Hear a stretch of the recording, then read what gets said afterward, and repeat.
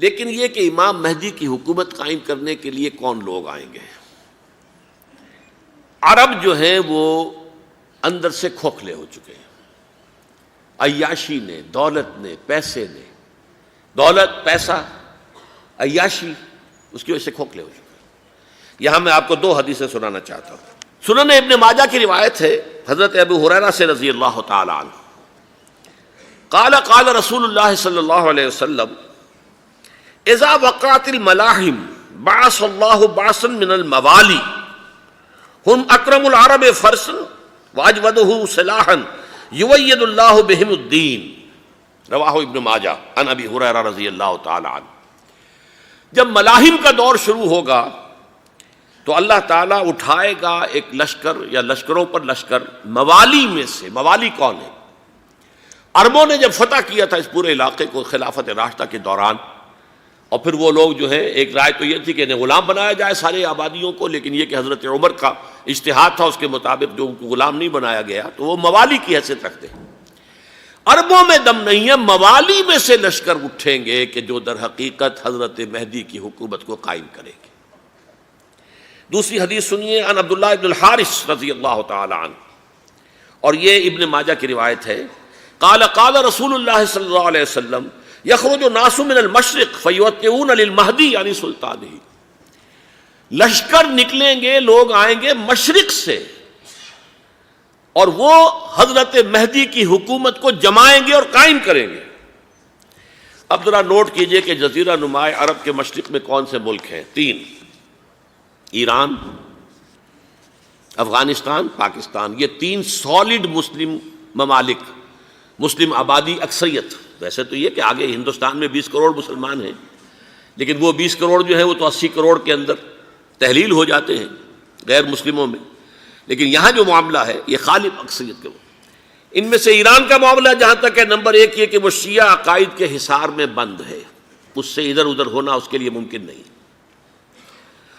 حدیث میں یہ بھی آتا کہ اصفہان سے 70,000 یہودی دجال کا ساتھ دیں گے۔ لیکن بہرحال خراسان ایک صوبہ ہے افغانستان کا اس وقت بھی، شمال مشرقی کونے میں، مجھے امید ہے وہاں سے خیر کی، کیونکہ خراسان کا لفظ وہاں پہ شامل ہے، اور حضور کی حدیث میں بعد میں آپ کو سناؤں گا کہ خراسان سے فوجیں چلیں گی جو یروشلم کو دوبارہ حاصل کریں گی، فتح کریں گی۔ جیسے پہلے یروشلم کھویا عربوں نے تھا، دوبارہ حاصل کیا تھا کرد نے، کرد خون صلاح الدین ایوبی رحمۃ اللہ علیہ، ایسے اب پھر عربوں نے کھویا ہے، لیکن لینے والے خراسان سے لشکر آئیں گے۔ یخرج من خراسان رایات سود لا یردھا شیء حتی تنصب بإیلیا، خراسان کے علاقے سے کالے علم لے کر لشکر چلیں گے جن کے رخ کو کوئی موڑ نہیں سکے گا جب تک کہ وہ جا کر یروشلم میں نصب نہ ہو جائے۔ اس کے بعد نام آتا ہے پاکستان کا۔ یہ ہے میری اور آپ کی داستان، اور یہ ہے سبب جس کی وجہ سے کہ میں آپ سے یہ گفتگو کر رہا ہوں۔ اصل میں تو کس لیے؟ محض ایک علمی استفادہ، محض اپنی بات آراء کو ظاہر کرنے کا شوق نہیں، بلکہ یہ کہ اپنی ذمہ داری ہم پہچانیں کہ ہم کس مقام پر کھڑے ہیں۔ دیکھیے، اس پاکستان کے بارے میں یا ہندوستان کے بارے میں علامہ اقبال نے کہا تھا اپنے ترانہ ملی میں، میرے عرب کو آئی ٹھنڈی ہوا جہاں سے، میرا وطن وہی ہے، میرا وطن وہی ہے۔ اور مجھے بتایا گیا کہ سنن ابی داؤد میں یہ روایت موجود ہے کہ حضور نے فرمایا کہ ہندوستان کی طرف سے مجھے ٹھنڈی ہوا آتی ہے، اگرچہ مجھے وہ حدیث ابھی نہیں ملی ہے، لیکن حزب التحریر کا ایک کارڈ مجھے ملا تھا، تو اس میں اس حدیث کا اور اس میں ابو داؤد کا روایت کا حوالہ موجود تھا۔ لیکن میں جو چیز آپ کو بتا چکا ہوں وہ یہ کہ الف ثانی کا پورا تجدیدی کارنامہ اس ہندوستان کی سرزمین میں ہوا۔ مجدد الف ثانی شیخ احمد سرندی، شاہ ولی اللہ دہلوی، سید احمد بریلوی، وہ تو ہمارے پاکستان میں آ کر جو ہے ان کا خون جذب ہوا ارض پاکستان میں۔ پھر شیخ الہند مولانا محمود حسن۔ تحریک خلافت چلی تو صرف ہندوستان میں چلی اور کہیں نہیں چلی۔ آزادی کی تحریک چلی پوری دنیا میں، وہ نیشنلزم کی بنیاد پر چلی، ملے نیشنلزم، عرب نیشنلزم، ترک نیشنلزم۔ ہمارے ہاں چلی تو اسلام کے نام پر، پاکستان کا مطلب کیا؟ لا الہ الا اللہ۔ پھر پاکستان قائم ہوا معجزے کے طور پر، بلکہ نازل ہوا ہے لیلۃ القدر میں، انا انزلناہ فی لیلۃ القدر، جیسے قرآن نازل ہوا لیلۃ القدر میں، یہ پاکستان بھی نازل ہوا لیلۃ القدر میں۔ اس کا برقرار رہنا ابھی تک معجزہ ہے۔ ہندو یہ سمجھتا تھا، کانگریس سمجھتی تھی کہ جھٹپٹ ختم ہو جائے گا۔ پھر یہ کہ اس کا قرارداد مقاصد کا پاس ہو جانا، مزید بھی اور اضافی دفعات دستور میں آ جانا، اب کمرشل انٹرسٹ کو ربا قرار دے کر حرام قرار دینا، یہ سارے لینڈ مارکس ہیں کہ جو اشارہ کر رہے ہیں کسی چیز کی طرف، معاملہ کدھر جا رہا ہے۔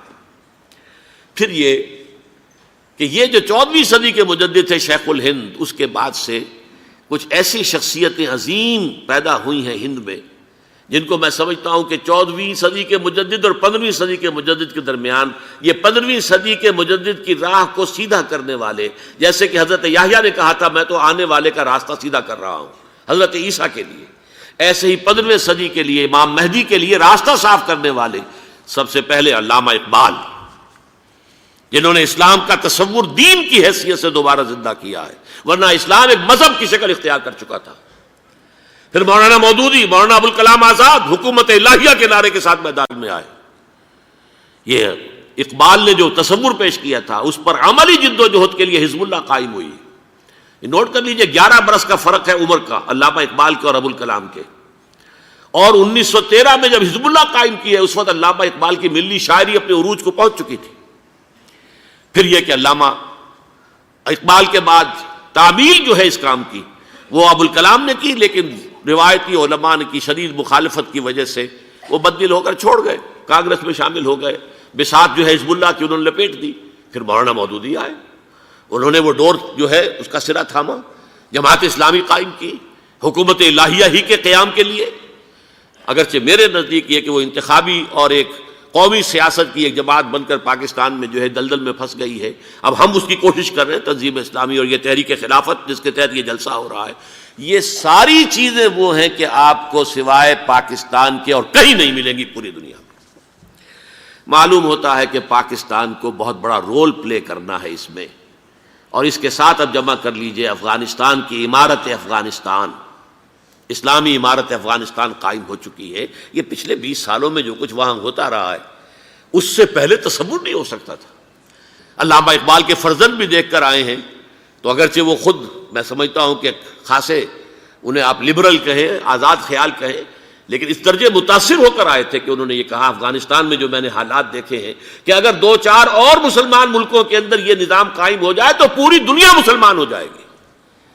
یہ سب کچھ کیسے ہو رہا ہے؟ یہ آنے والے دور کی جھلکیاں ہیں۔ Coming events are casting their shadows before. یہ سب بتا رہے ہیں کہ پاکستان افغانستان کو مل کر اس میں کوئی عظیم رول پلے کرنا ہے۔ اور اس کے ضمن میں اب میں علامہ اقبال کے بارے میں آخری بات کہہ رہا ہوں۔ علامہ اقبال کے بارے میں عام یہ خیال ہے، انہوں نے اپنے خطبات میں مہدی کا اور نزول مسیح کا، حالانکہ میں کل پڑھ رہا تھا مولانا سید احمد اکبر آبادی رحمۃ اللہ علیہ کا ایک مقالہ ان کا کہ علامہ اقبال نے ابن خلدون کے بارے میں یہ کہا ہے کہ مہدی کا اور نزول عیسیٰ کا دونوں کا انہوں نے انکار کیا ہے، حالانکہ ابن خلدون نے نزول عیسیٰ کا انکار نہیں کیا، صرف مہدی کا انکار کیا ہے۔ بہرحال علامہ اقبال نے خطبات میں انکار کیا ہے، لیکن یہ کہ اپنی شاعری کے اندر میں چیلنج کرتا ہوں کسی بڑے سے بڑے اقبال شناس کو، ان کا یہ شعر ذرا سنیے: خضر وقت از خلوت دشت حجاز آید بروں، کارواں زی وادی دور و دراز آید بروں۔ خضر وقت، امام وقت، رہنمائے وقت، قائد وقت، خلوت دشت حجاز، حجاز کی صحرا کی کسی خلوت گزینی سے نکل کر باہر آئیں گے۔ میں حیران ہوتا ہوں علامہ کے اس فکر پر اور اس مصرے پر۔ یہاں انہوں نے شیعہ اور سنی دونوں کے کانسیپٹ جمع کر دیے۔ شیعہ کا کانسیپٹ یہی چھپے ہوئے کسی غار میں وہاں سے برآمد ہوں گے، اور ہمارا کانسیپٹ میں ام سلمہ رضی اللہ تعالیٰ عنہ کی حدیث سنا چکا، چھپے ہوئے ہوں گے وہ وہاں پر، مدینے سے نکل کر آ کر مکے میں چھپ جائیں گے۔ اس خانہ جنگی کی حالت میں لوگ ان کی طرف دیکھ رہے ہوں گے، سوچتے ہوں گے انہیں میدان میں آنا چاہیے، کوئی پارٹ پلے کرنا چاہیے، امت کی رہنمائی کرنی چاہیے، لیکن وہ چھپیں گے، وہ کارے ہوں گے، وہ اس ذمہ داری کو قبول نہیں کرنا چاہیں گے، جا کے چھپ جائیں گے مکے میں، وہاں سے مکے والے انہیں نکالیں گے، اور وہ کارے ہوں گے، انہیں بالکل یہ پسند نہیں ہوگا کہ یہ ذمہ داری اٹھائیں۔ تو خضر وقت از خلوت دشت حجاز آیت بروں، کارواں زی وادی دور و دراز آیت بروں۔ کارواں جو چلے گا ان کی مدد کے لیے اس وادی دور و دراز، اس زی عظیم وادی دور و دراز، یہ وادی سندھ ہے۔ وادی سندھ جو ہے ہم سمجھتے ہیں کہ صرف یہ پاکستان اور پنجاب جو ہے یہ اس میں شامل ہے، سندھ اور پنجاب نہیں، افغانستان کا پورا مشرقی علاقہ اس میں شامل ہے۔ جیسے دریائے جہلم سندھ میں جا رہا ہے، جیسے دریائے گلگت سندھ میں آ کر ملتا ہے، جیسے دریائے چناب اور راوی اور جہلم اور یہ سب جا رہے ہیں اور آ رہے ہیں، اسی طرح دریائے کابل کہاں سے آ رہا ہے، دریائے گومل کہاں سے آ رہا ہے، ٹوچی کہاں سے آ رہا ہے، یہ سارا جو ہے ڈرین جو ہو رہا ہے ایسٹرن جو ہے پارٹ آف افغانستان، یہ سب وادی ہے۔ اس وادی کے یہ دو حصے ہیں، ایک حصہ جو ہے یہ ادھر پاکستان میں ہے اور اسی وادی کا دوسرا حصہ جو ہے وہ افغانستان میں ہے۔ کارواں زی وادی دور و دراز آیت بروں، کارواں چلے گا یہاں سے، یخرج ناس من المشرق یؤتون للمہدی یعنی سلطان ہی، مشرق سے فوجیں چلیں گی کہ جو مہدی کی حکومت قائم کریں گی، اور یخرج من خراسان رایات و سود، اور خراسان سے سیاہ پرچم چلیں گے کہ جن کا رخ کوئی موڑ نہیں سکے گا، حتیٰ تنصب بإلیہ، یہاں تک کہ وہ جا کر یروشلم کے اندر نصب ہو جائیں گے۔ حضرات، میں ایک میری گفتگو کا حصہ باقی تھا لیکن میں اسے چھوڑ رہا ہوں، اس لیے کہ گلوبلائزیشن جو اس کی ہوگی، جو خلافت علی منہاج النبوہ کی تجدید کامل حضرت مہدی کے ہاتھوں عرب میں ہوگی، اس سے پہلے اس کے لیے محنت، کوشش، جد و جہد پاکستان اور افغانستان میں ہو چکی ہوگی جو اسے سپورٹ کرے گی اور وہاں جا کر حکومت قائم کرے گی۔ اس کے بعد گلوبلائزیشن کا جو مرحلہ اس کا ہے وہ حضرت مہدی کے ہاتھوں نہیں ہے، وہ حضرت عیسیٰ ابن مریم ان کے نزول کے بعد ہے، جن کے نزول کے بعد دجال کا خاتمہ ہوگا اور یہودیوں کا استحصال ہوگا۔ مسلمانوں پر بھی بڑی تکالیف عربوں پر آئیں گی، شدائد آئیں گے، لیکن یہ وہ میں حصہ ملتوی رکھتا ہوں کسی دوسری محفل اور کسی دوسری مجلس اور نشست پر۔